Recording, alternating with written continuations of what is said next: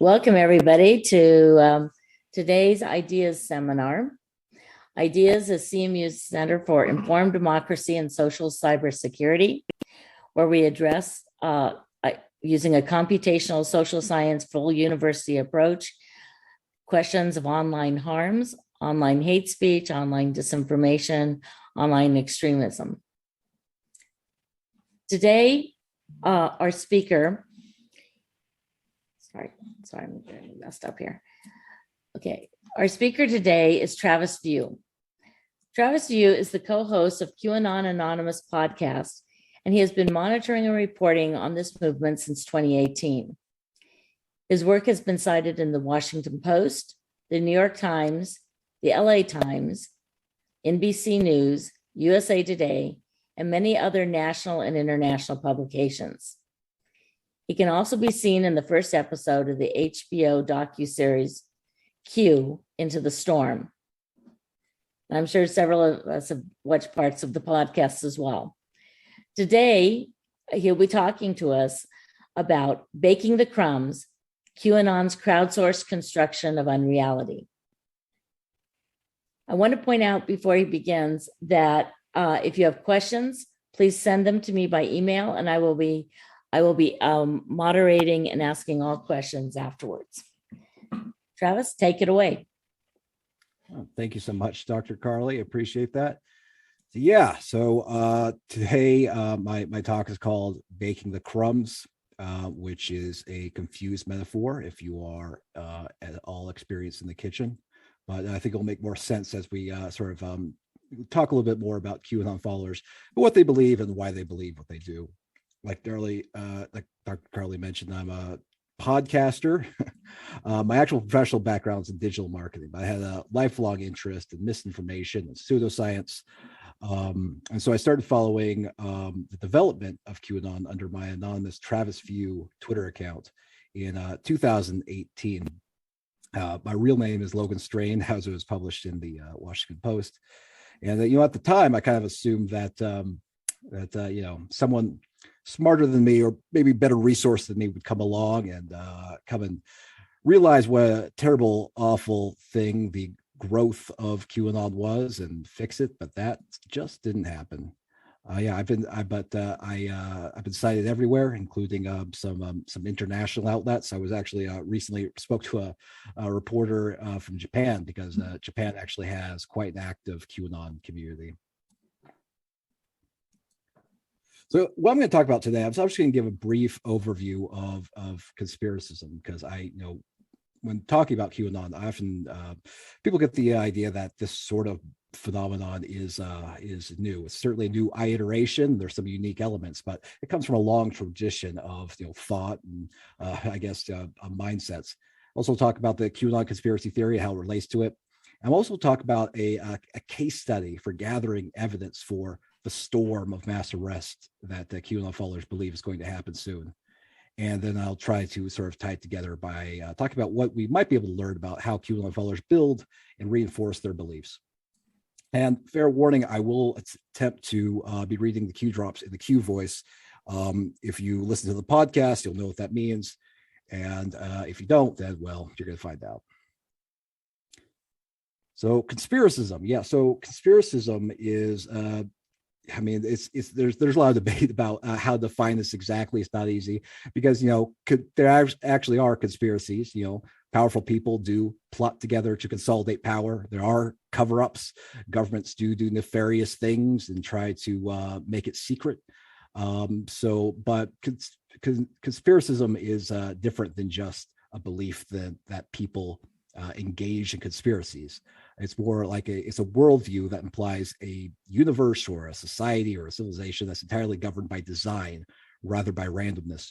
I'm going to cite Michael Barkan's 2013 book, A Culture of Conspiracy Theory, who identifies sort of three propositions that flow from this belief in a world that's governed by design. Number one, the belief that nothing happens by accident. Conspiracism implies a world based on intentionality from which accident and coincidence have been removed. Number two, nothing is as it seems. Appearances are deceptive because conspirators wish to deceive in order to disguise their identities or their activities. This is where we get beliefs in things like crisis actors or holograms or other kinds of illusions, because they believe that simply nothing that you could easily perceive is actually what's real. And of course, there's the belief that everything is connected. Barkon says, because the conspiracist world has no room for accident, pattern is believed to be everywhere, albeit hidden from plain view. Hence, the conspiracy theorists must engage in a constant process of linkage and correlation in order to map the hidden connections. Now, I really like this sort of model of the conspiracist worldview that's sort of outlined by Bradley Franks in his paper Beyond Monologicality: Exploring Conspiracist Worldview. And he divides it much like in the same way that extremist worldview works, in that since there's an out group and an in group, and the out group in the conspiracist world is the world of what QAnon followers might call the blue pilled normies, or people who live in the matrix, people who live in the world of illusion that is sort of controlled and governed and managed by a group of evil elites.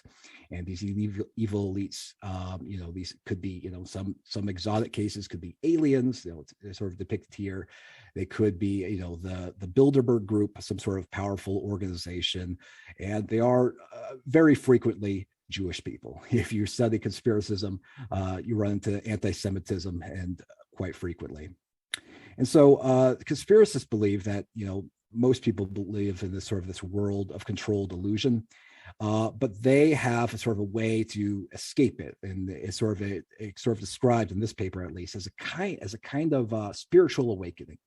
Here we have sort of the types of sort of conspiracists, and in this particular paper, they divide it according to sort of what they believe about the division between what is true and sort of the outgroup world. And so the type 0 is the sheeple, you and I, the fools who believe that everything we see is true or whatever. And then type 1 is simply the belief that something is not in order, something's not right. And then type 2 is there's more to reality than meets the eye, there's something more. Type 3, and that some official narratives are not true. All of those are actually pretty inoffensive, perfectly sensible to believe. But then past this, we get to the belief that all the official narratives are illusions, and this often includes things, the belief that vaccines are effective at controlling disease, and they believe that these sorts of things that are quite true are actually false. And in type 5, we get even more sort of detached from reality, people who believe that all of reality is an illusion. They get the belief that this is sort of the matrix kind of beliefs where all perception can't be trusted. But there's also kind of an optimistic dimension to the conspiracist worldview, because once you sort of exit, you become a conspiracist, you enter into this community of truth seekers, and you become you get to have a chance to become a heroic figure who gets to tell the truth and expose the truth and expose the evil elites for who they are, and they can sort of change, and through your humble heroic actions, you can sort of institute great change. And I thought it was really interesting that this paper, because it was actually published a few months before the very first Q drop that sort of helped inspire and create the QAnon community.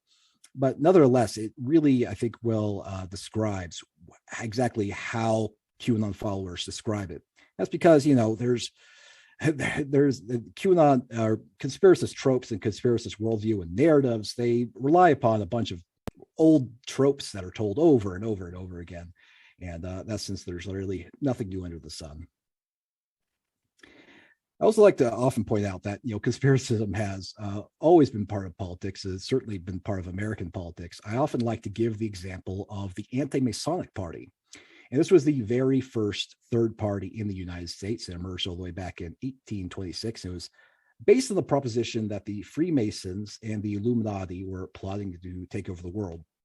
And some savvy political operators were able to take sort of these conspiracist fears and sort of focus them into a political movement.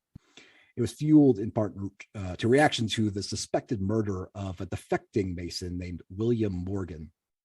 And it actually proved quite successful. At its peak in 1832, the anti-Masonic Party controlled 25 out of 240 seats in the House of Representatives. They also were elected to a couple governorships. So, at one point, the anti-Masonic Party, this wholly conspiracist single issue party, controlled about 10% of the House. And that brings me to QAnon, which is sort of a modern tech-fueled social media sort of influenced iteration of this kind of conspiracist mindset and worldview. And so QAnon, this is sort of my 1 minute kind of explanation. That we have in my podcast, we have hundreds of episodes trying to unpack what QAnon is and what it means. But here's my brief sort of explanation.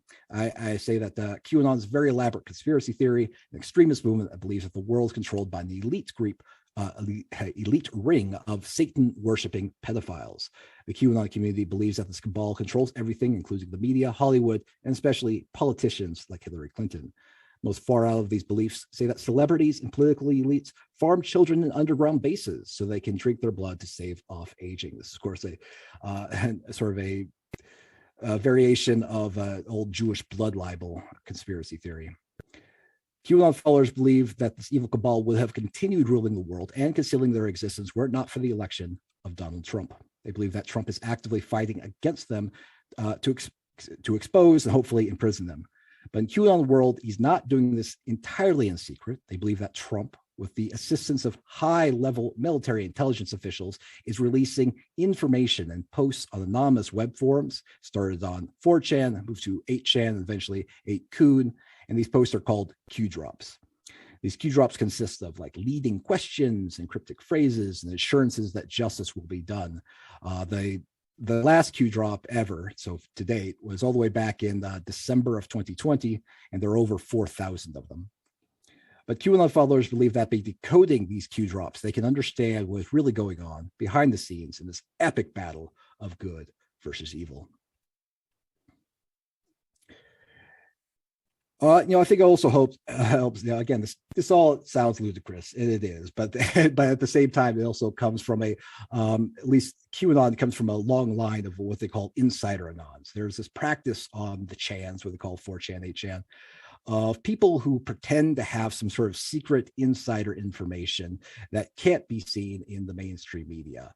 Their previous examples include one called High Level Insider Anon, Victory of the Light, FBI Anon, Mega Anon. These are just the more successful ones. There are countless others who flame out and are heard by very, very few people. But QAnon is unique in a couple regards. Number one is the way it's sort of participatory and gamified, and also its degree of success makes it unique. And also it's unique in the way it burst out of the chans into the mainstream social media, and also, of course, the real world in which the rest of us live. I also like to define QAnon as a big tent conspiracy theory. And, when I talk to most people about conspiracy theory, they think of a conspiracy theory as for example, the moon landing was faked, or the Twin Towers were felled by controlled demolition in 9/11, or vaccines contain tracking microchips, these sorts of ludicrous beliefs that people might adhere to. But QAnon is really more than that. It's not just a single sort of belief about one narrow thing. QAnon provides this kind of this overarching narrative and community that can accommodate virtually any conspiracist beliefs. A QAnon follower could believe any of these other examples of conspiracy theories, and they frequently do. And so they often even allow people who believe contradictory beliefs or ludicrous beliefs. And there's a great the debate. They even allow flat earthers and stuff, people who believe lots of other things. It's really more of a broad umbrella or broad sort of big tent conspiracy theory. And of course, it's also important to remember that QAnon is also more than just a silly belief. It's also an extremist movement, which is a big issue. And speaking of that, QAnon belief has motivated dozens of crimes. There's this report from START, which was published just last year, and they identified 56 offenders who have committed various crimes. Actually, the very first QAnon crime that really made me aware, it was all the way back in June of 2018. There was a incident on the Hoover Dam Bridge in which a man named Matthew Wright had an armed standoff. He had an armored car, and he held up a sign that said, "Release the OIG report." This refers to the Office of the Inspector General in the Department of Justice, because he believed erroneously that there was a secret Inspector General report that, if released, would sort of reveal all the evil crimes that had been committed.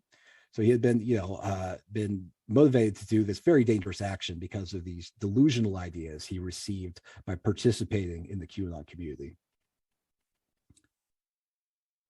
But another thing that really makes QAnon interesting is that it's a crowdsourced and gamified conspiracist movement. It encourages participation and encourages collaboration.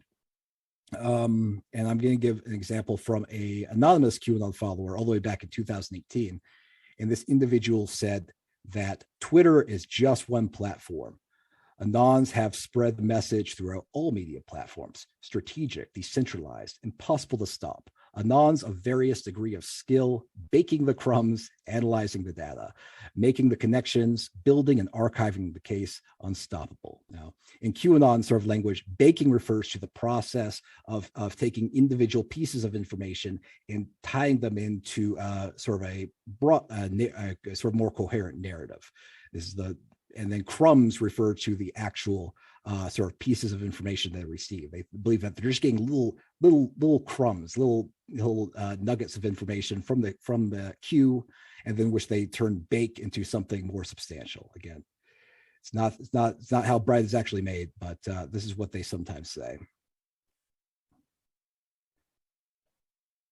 Now, in the Q drops, the sort of the messages from this QAnon entity, specifically, they encourage participation and collaboration.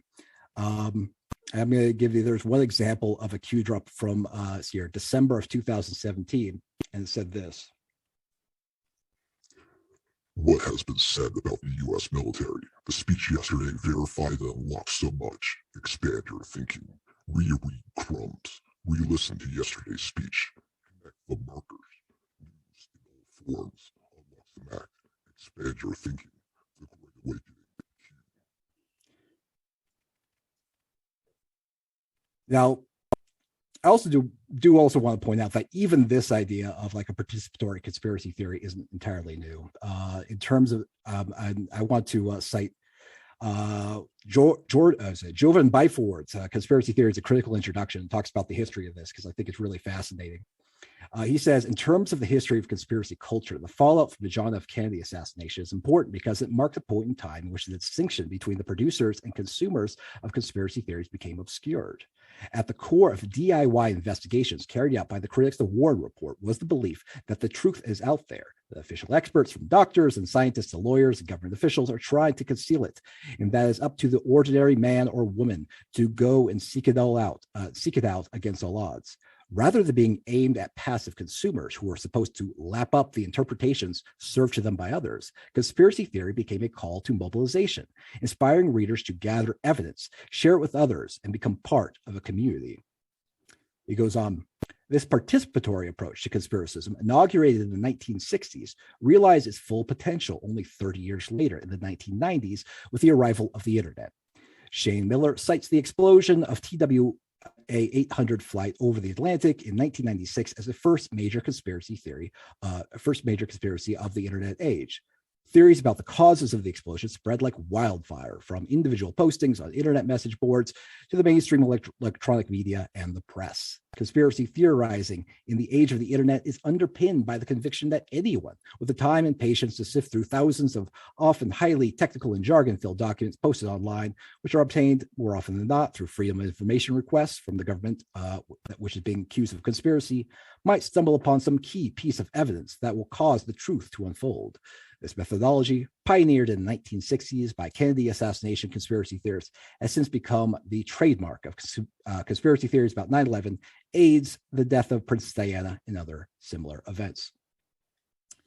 Now, I think it's also interesting that Q actively encouraged not just sort of like conspiracy theorizing, sort of like in the sense that Byford was talking about there, but also data compilation, sort of putting together reams and reams of data.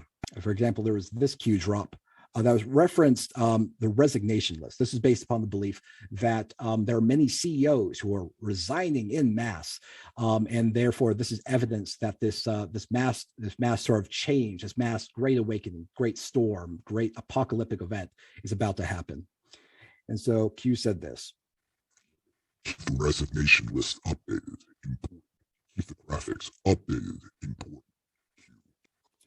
I think it's really interesting that, it's not just belief, Q gave tasks to people. Q gave projects to QAnon followers.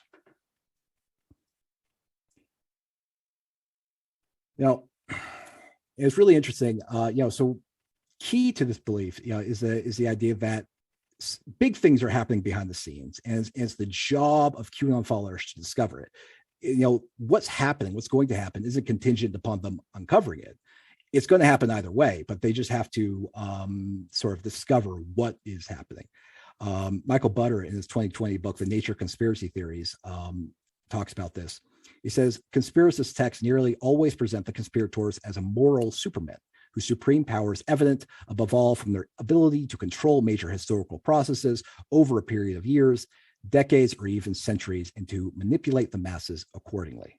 At the same time, however, they are astonishingly incompetent.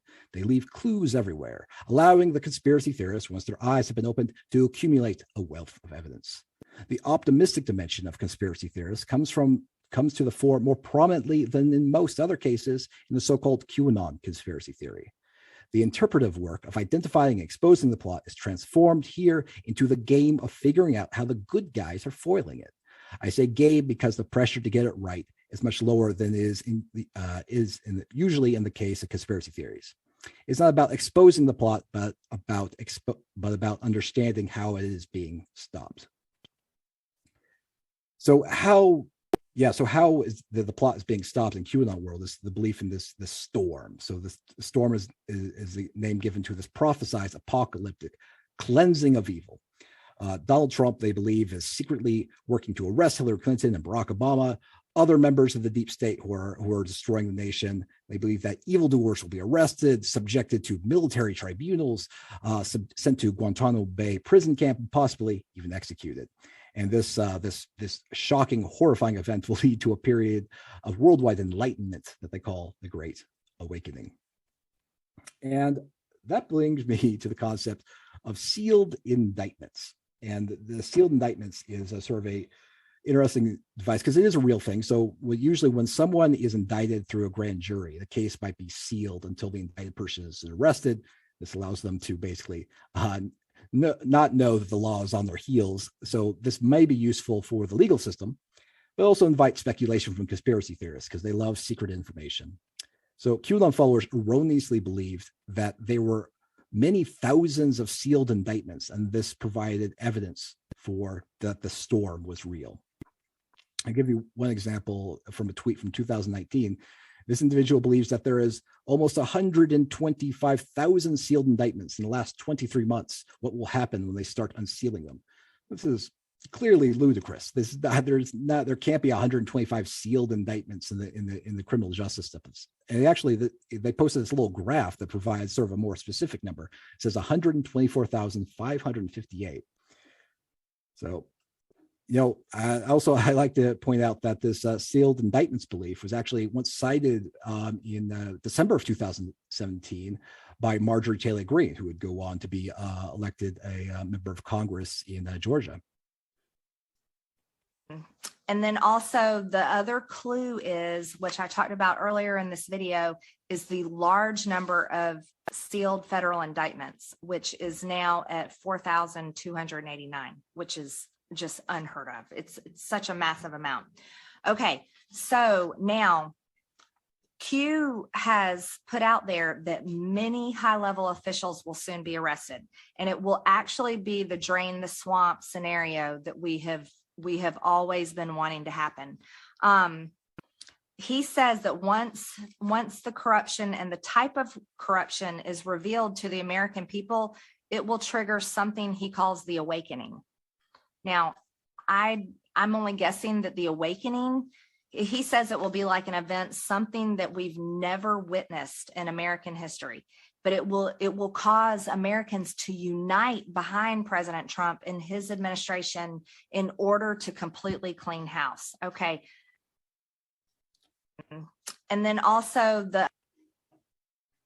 So in truth, so the sealed indictments claim was based upon a misunderstanding of the legal system. So there are many proceedings in the court system that are sealed that aren't indictments.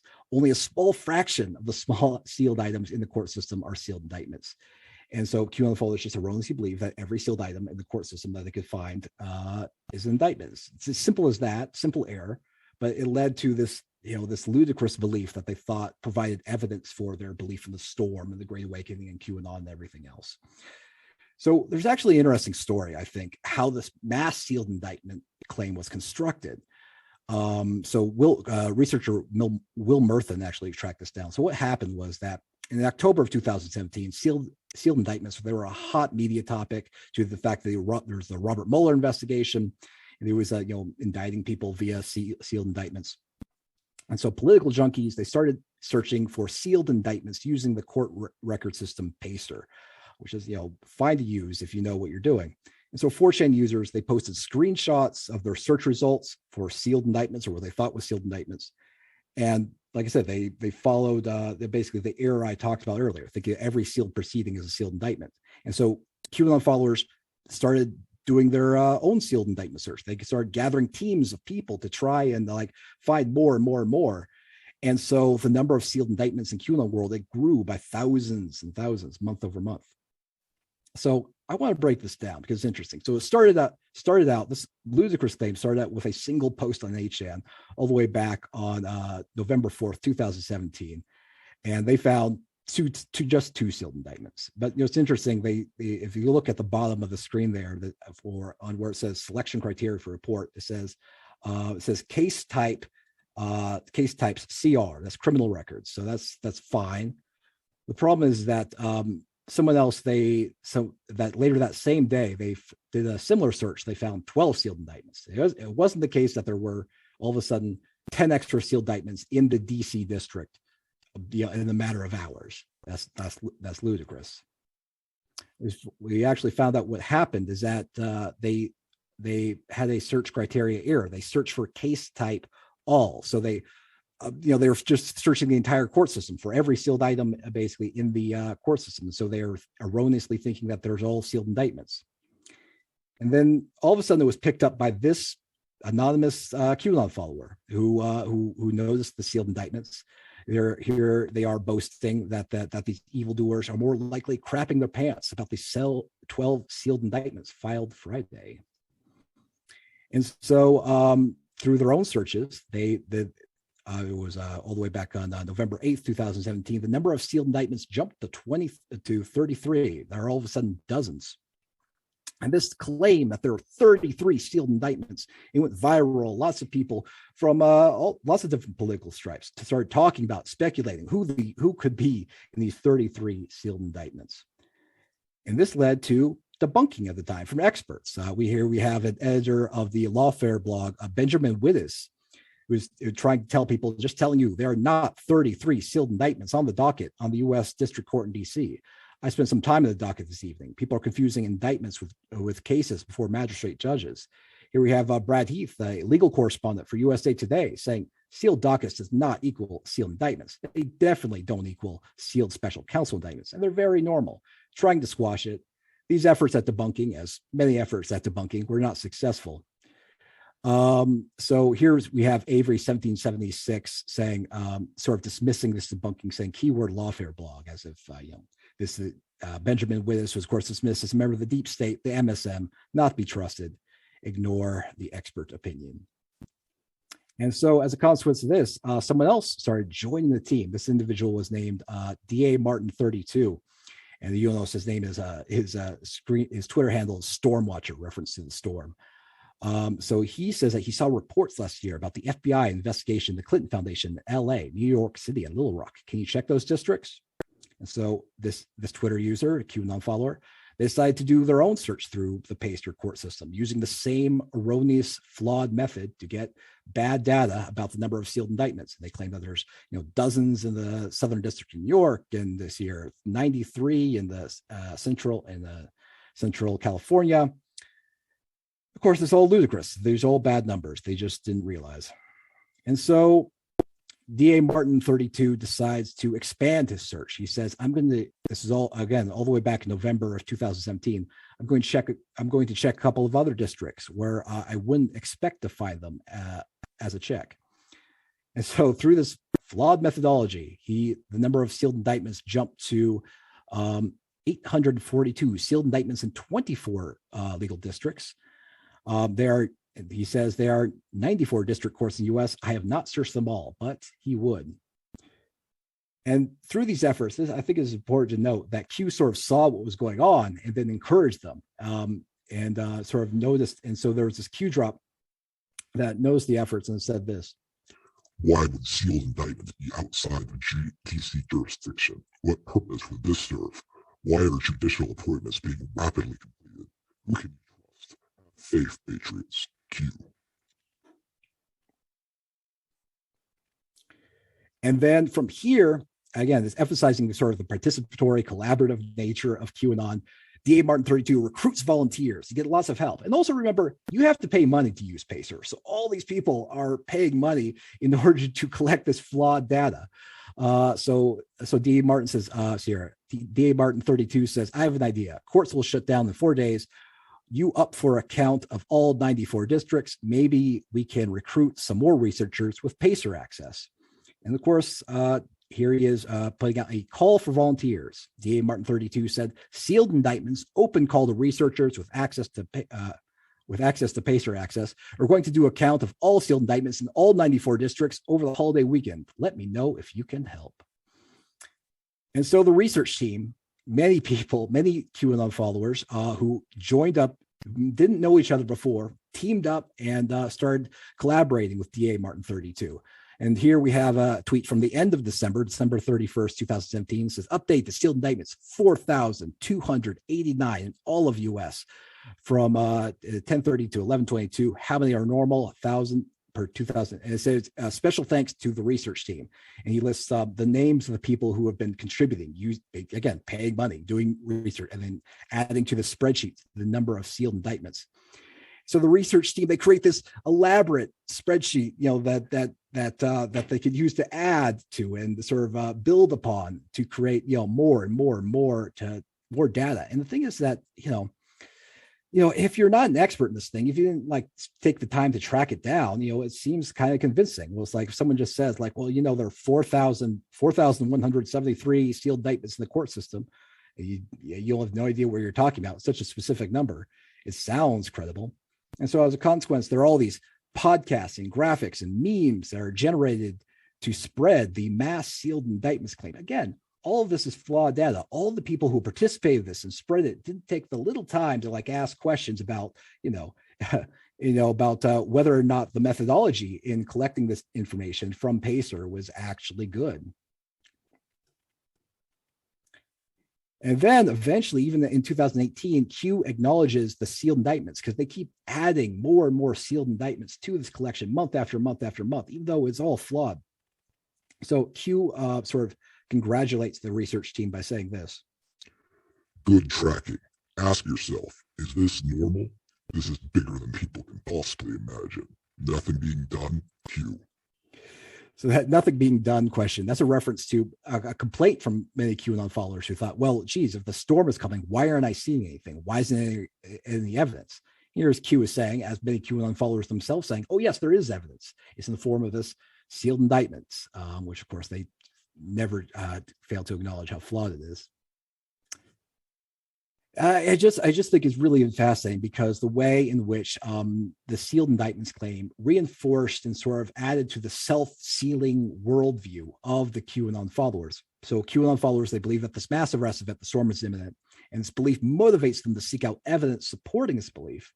And the search for evidence leads to the construction of a database of sealed indictments, which is nothing of the sort in reality. It's just a database of sealed proceedings, which could be many things. And so this erroneous sealed indictments database provides reinforcement and support for belief in the storm. And so it's they have this erroneous belief. And so through this, they generate erroneous data and they support each other in this sense. And what's really interesting is that all of this is really just one example of like how QAnon followers operate and collaborate and work together to create false data and erroneous narratives and other kinds of nonsense that are very, Byzantine and complicated and difficult to unpack unless you're really deep in the weeds on this kind of stuff. And this kind of stuff is done almost at an industrial scale. On the Q Research board. This is the board on 8chan, which actually I just took a screenshot of today, so it's still extremely active. So on Q Research, QAnon followers, they go through threads and they collaborate much in the same way that I described earlier. And so it's something that's just happening constantly. And I think it's interesting because I want to talk about this because I think it pushes back against the belief that QAnon followers just make things up. I mean, I think they do, but they're kind of strange rules to their worldview. And I would even argue that they practice a kind of information literacy. I want to cite one sort of kind of way this idea is explored in this article called QAnon and the Information Dark Age by Matthew Hanna. And Matthew says, an ironic twist on conventional representations of QAnon advocates being uneducated rubes. They are actively exhorted to deduce and decode clues correctly and archive information as they research breadcrumbs, practicing a strange kind of information literacy. Rather than a crippled epistemology based on limited access to information resources, Anons seem to suffer from the opposite problem, unfettered, unmoderated access to information resources. Anons post responses to Q's breadcrumbs in hopes of receiving confirmation and recognition. Such feedback mechanisms provide a system of reward among those who believe Q is indeed an intelligence operative. This is why efforts to dismiss QAnon's believers as misinformed rubes do not succeed. Anons believe they are actually more informed than the regular population, which makes debunking their theories extremely difficult. I mean, yeah, it is because it was interesting. I mean, I've encountered QAnon followers in real life who talk to me about the sealed indictments claim. It's like, well, if you don't believe, in QAnon, how do you explain the mass sealed indictments? Now, I happen to know all about it. I imagine most people they encounter, I had no idea what they're talking about, maybe even be persuaded by this. Now, this idea of this crippled epistemology, that actually comes from a 2009 article called Conspiracy Theories, Causes and Cures. And they said, like, in some domains, people suffer from a crippled epistemology in the sense that they know very few things and what they know is wrong. Many extremists fall in this category. Their extremism stems not from irrationality, but from the fact that they have little relevant information and their extremist views are supported by what little they know. Conspiracy theorizing often has the same feature. Those who believe that Israel is responsible for the attacks of 9/11 or that the Central Intelligence Agency killed President Kennedy may well be responding quite rationally to the informational signals they receive. In this sense, those beliefs may well be justified from the standpoint of the individuals who hold them, even if they are preposterous in light of information available in the wider society.